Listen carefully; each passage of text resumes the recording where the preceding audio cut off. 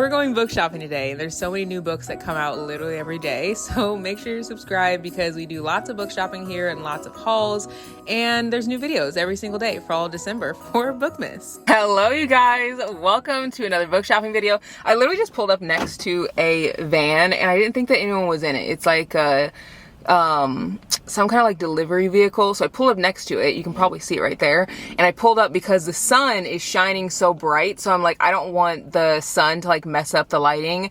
Literally looked over and there's a guy in the car. Like, I looked over and he's like looking right at me, and so we did like a little awkward wave. So let's hope that he's not like watching me while I'm filming, because he's probably like, why the heck? Because I actually parked somewhere else, and then I like turned around, did like a little U-ey in the parking lot, and then pulled like 2 spots over so I could be like next to his car. So he's probably like, what's the heck's going on? Anyway, we're getting ready to go into Barnes & Noble because I want to get some Christmas books, but also is the first Tuesday of the month. And if you guys didn't know, Barnes actually releases a ton of books the first Tuesday of the month. And so I have 2 books in mind that I really want to get that come out today. And don't ask me why I'm buying more books. Like, I don't want to hear it. I don't want to hear that I need to put myself on a book buying ban, because I will never put myself on a book buying ban. Literally never. It's not going to happen. It's kind of like, you know, like if you go out to eat like 6-7 days in a row and, oh my gosh, the van is moving. No! The lighting, hopefully it doesn't like mess up. But you know how you go out to eat like 5-6 days in a row and you're like, I know I should cook at home, but like you just can't do it because like the food from like eating out just sounds good to you? That's how I feel. Like, I have food at home. Like, I have books at home. I don't need to be out to eat right now, but here I am because there's 2 books being released and I want to get them. I will say, I was just here last month and I picked up Iron Flame on the first Tuesday of the month, and then I also picked up Love Redesigned, which were 2 books I literally was like, I can't wait to read, so excited. Have I read them yet? No, I have not read them yet.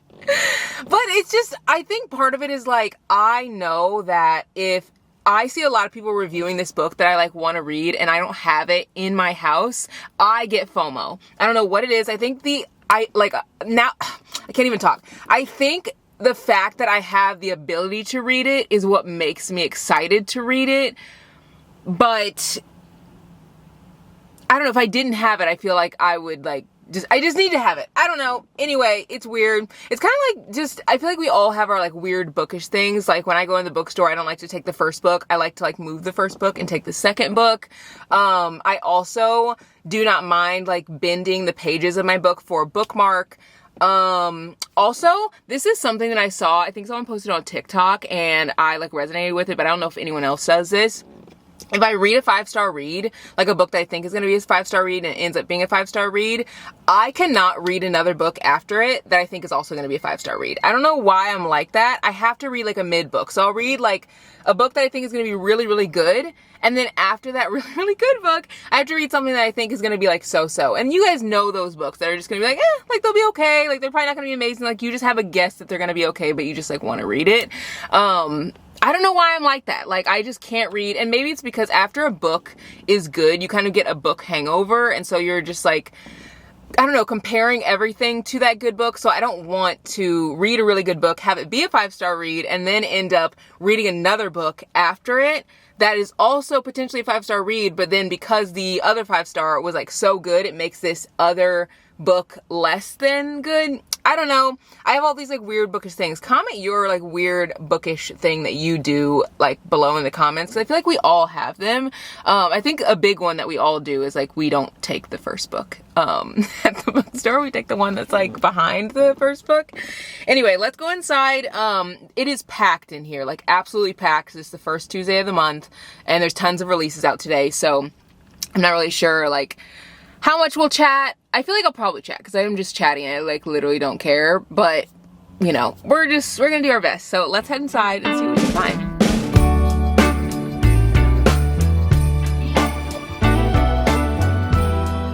Why is this the coolest thing I've ever seen? I didn't even know that this was like an actual thing in the bookstore, but they have books that are literally signed. Like this is signed by Kerry Washington and it has her signature right there. That is so cool. There aren't really any books that I want.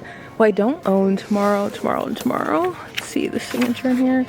That is so cool. Oh my gosh, I had no idea that was like even a thing. Going straight to the romance section because I feel like I know what I want. But then again, I don't know if it's even in here. Like, I'm walking in here like on a mission for this. Guys, it's here. Oh my god, I literally am freaking out. This is what I came for, one of the books. Guys, I'm starting this today. I don't care. Like, I had other books on my TBR, and this is not gonna be like love redesign. Like, I'm gonna read this today. I have to read this today. It's floppy like Magnolia Parks. Okay, so this is by the same author who wrote the Magnolia Parks series, which you guys know is a 5-star series for me. The first 2 books that I read were 4.5-star reads for me, and then the last 2 were 5-star reads for me. And you guys know that I'm very, very picky with my books. I cannot, oh my gosh, this says to that very first lost boy who I loved so much when I was little. You went to a faraway place that none of us could follow, and you're probably the reason I first fell in love with the story about the forever young, forever free boy. You were youth, you were joy, you were the little bird that had broken out of its egg, and you are to this day time locked in the mind all golden and laughing. I hope you find what you are looking for. I hope that you are free. Oh my gosh, I'm so excited. Okay, I'm bringing this home for sure. Okay, the fact that I picked up the first book, I just like can't do that. So I'm gonna find the freshest book. Like, I want it to be crisp, you know, like no one's touched it, like crispy. This literally came out today. Guys, I'm unwell. I'm absolutely unwell. Let's see, I want this to be crispy. Ooh, yeah, this one. Like, oh my god. Okay, I need this one. And we'll put the rest back. Okay, also there's other books like this one. I've not heard of this one. The Fake Mate. When love is a whole different animal. 2 wolf shifters agree to be fake mates, but unexpectedly find something real in this steamy paranormal romantic comedy. This is by the author of The Nanny. This does not even look like it would be paranormal. Like, the cover doesn't. That's kind of cool. I'm just walking around here so giddy. Like, I'm just... Guys, I did not know that this book was coming out today. Guys, literally, I did not know that this was coming out today. This isn't even the book that I came in here for. This is why I need to come in here on the first Tuesday of the month. Betting on You by Lynn. This is the author who wrote Better the Movies. Okay, I'm definitely buying this as well. Did this come out today? I don't know if this came out today or if this came out on the 3rd. I feel like it came out on the 3rd, but I could be wrong. I actually think that I have this book on the way.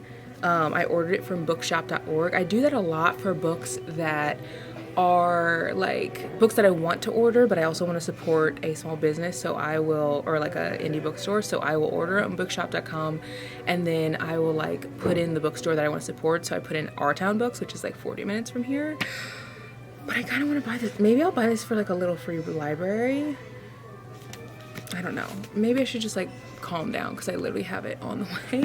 I think I actually have a different cover though. I have the blue cover coming, so not the pink cover, and I kind of like the pink cover better. And there's also exclusive special content in it because it's the Barnes & Noble. This is how they get you. Like, this is how they get you buying multiple books, because you want the exclusive content in the Barnes & Noble edition that doesn't come from anywhere else. So then you like want to buy the one from Barnes & Noble.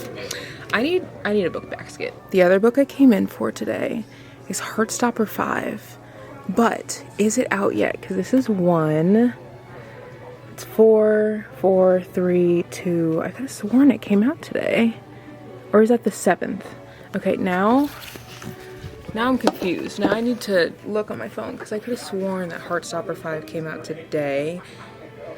That was the other book that I came in for. Heartstopper 5. It does not come out till the 19th. What the heck? I don't know how I didn't know that. For some reason I thought it was today. Oh well. Well, the 19th. I get why authors have like random like different days, but I do kind of like when authors like all release their books like roughly on the same day. Like, I get it for their like book, they don't want it to like come out if another big book is being released. But for my sake of going to the bookstore, I mean, not that I don't need like more reasons to come here. Like I'm fine coming multiple times, but I don't know, it would be cool if it was all released like roughly the same time, because then you could just pick up lots of books at the same time and be excited about it. I do kind of want to get a graphic novel now that I'm looking at the graphic novels here, and I kind of have an itch for one because that's what I came in here for. But I don't really see anything that's like catching my eye. I have been in a big mood lately for graphic novels, and you guys have actually given me some good recommendations. Like Alicia Keys has a book called Girl on Fire that's a graphic novel that came out. You guys recommended that. And then you also recommended there's another one you recommended. I can't remember, but I'm gonna order it, and so you guys will see it in one of my next hauls for sure.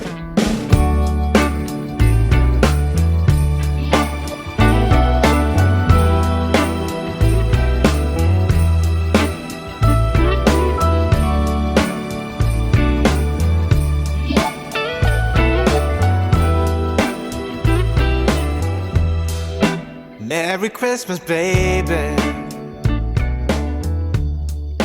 Reindeer's coming out to play.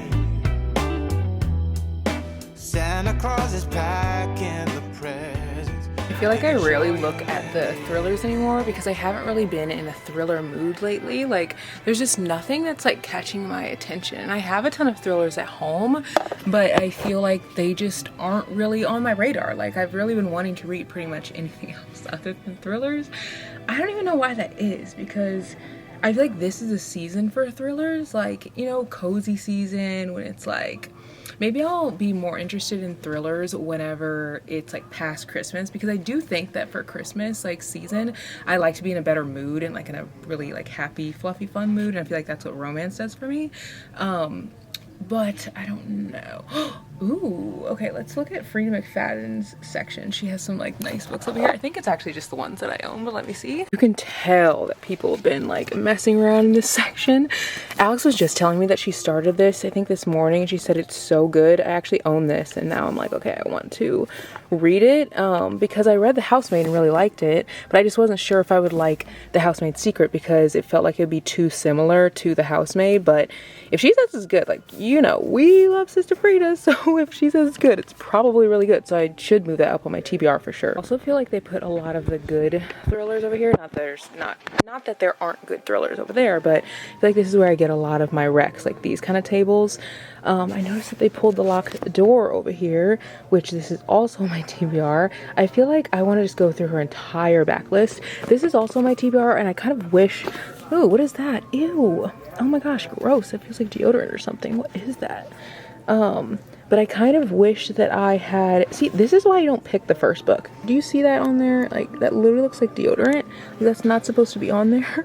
But, I feel like I should have bought this as a paperback because I own it as a hardback, but like, I rarely read hardbacks with like thrillers. I feel like I'd read a paperback more than a hardback.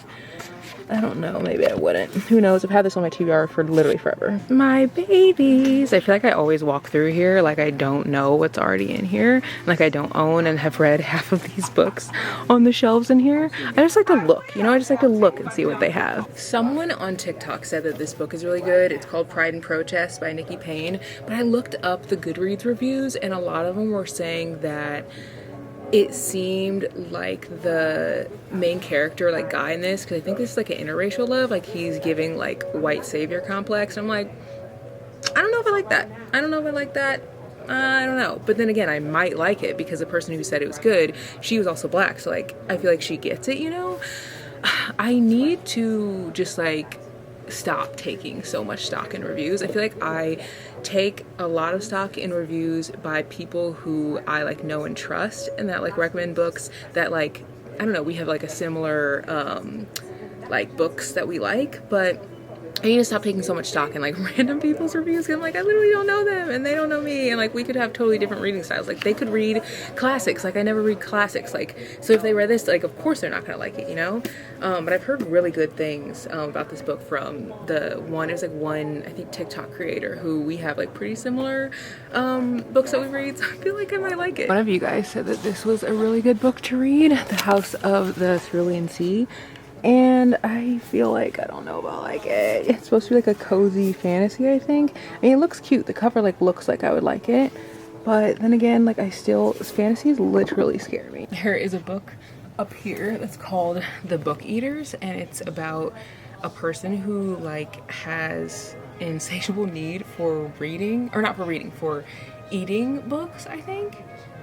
Like, and that's how they like sustain life. This would be interesting. I feel like I need more books with like different plot lines than what I normally see. I feel like this would be something I'd be really invested in. I feel like this little note that one of the like bookstore like clerks wrote is valid. It says, "Is this the best book I've read this year? Honestly, no. But did I violently squeal for 400 pages straight? Hell yes." That is definitely accurate. Not the best book I've ever read, but I really, really enjoyed it and would read it again. Well, maybe not again, but I'll definitely be reading this one.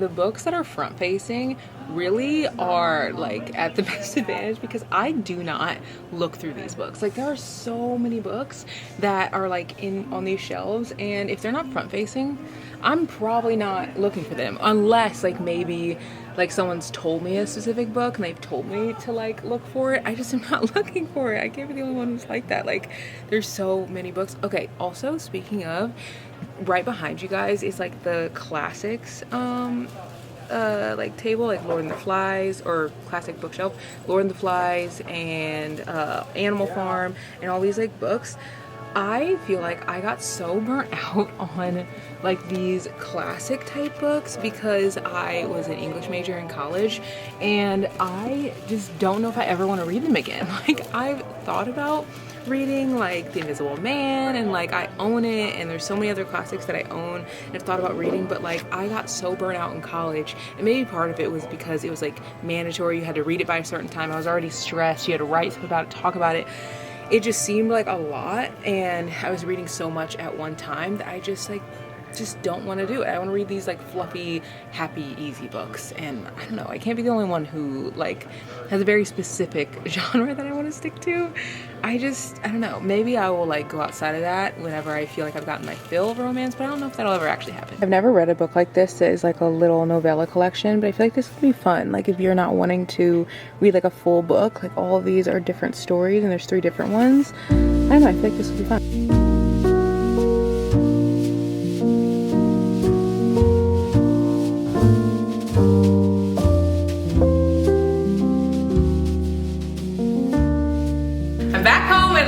Showed up as I was pulling into the house. You know, sometimes God just works in mysterious ways, because he knew that I wanted more books today. So I'm going to show you guys what's in this package after I open up this little bag of what I got today. So the first thing that I picked up that I didn't show you guys is this candle. The candles from Barnes & Noble are just so good. They are expensive, like they're definitely pricey, but the smell is like very different compared to other candles. This has notes of fig, cashmere, and red currant, complemented with woody patchouli to set the mood, cozy up for a romantic night in. And this is called Date Night.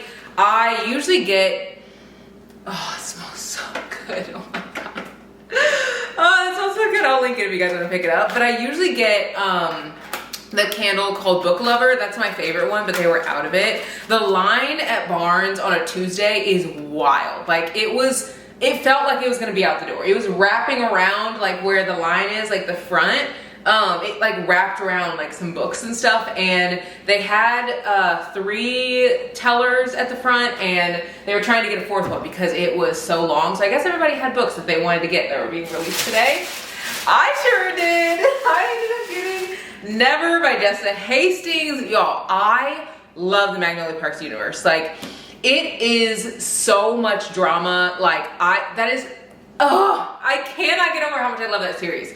If you haven't read it, please read it. If you like reading, like, I don't know, mess, like drama, you know, toxic relationships. Not even toxic, because I was listening to this podcast and Jessica Hastings was on it, and she was like, I didn't write toxic relationships, I wrote human relationships, and like that's so real. Like the relationships that she wrote just feel like real people because they make mistakes, they're not perfect. And I feel like a lot of the time we see in romances where there will be like I don't know, something that the couple has to get over. Maybe they're enemies to lovers, maybe they're forbidden romance, something they have to like a little hiccup to get over, and then they get over it and they're like together, they're perfect, they're happy, everything's great. And then there's that third act breakup that's like something stupid, whatever, they break up and they get back together. And that's like kind of how I feel like a lot of romances are. It's just like little hiccup, great, terrible thing happens as the third act breakup, great again.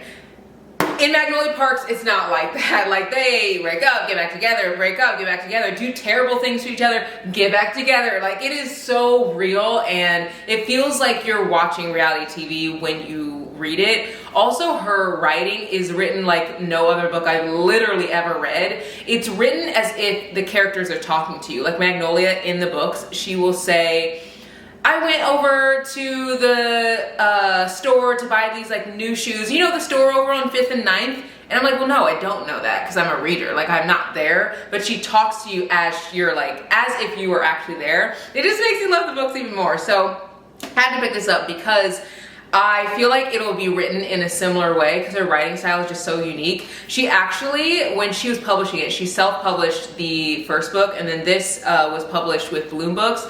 The first books that she wrote with Magnolia Parks, before they were re-released with new covers and published under another company or publishing house, she published them, and as she was trying to get a publisher, a lot of people wouldn't take her because they were like, as a debut book, it does not need to be this long. I think her first book was like 400 and something pages or something like that, and they were like, you need to cut out a ton of this book because no one's gonna read it. And she was like, actually no, I'm not gonna do that. So she decided to self-publish and like publish the book herself with everything that she wanted in it, didn't take anything out.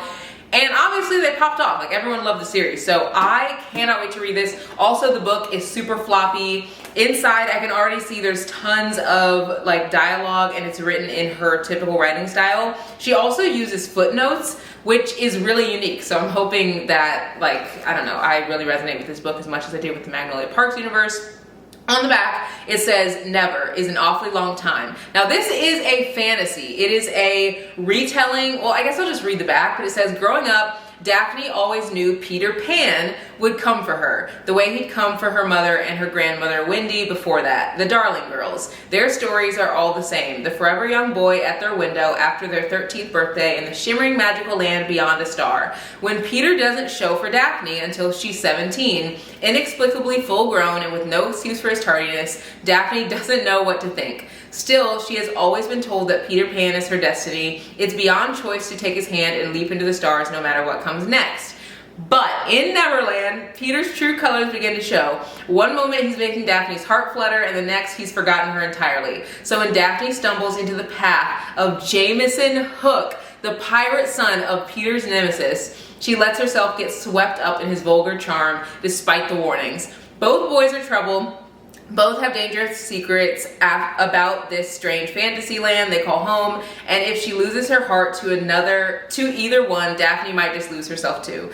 I cannot wait to read this. I'm starting it tonight. I'm literally starting it tonight. I don't care. I'm literally reading so many books right now. I'm usually reading between 3 and 4.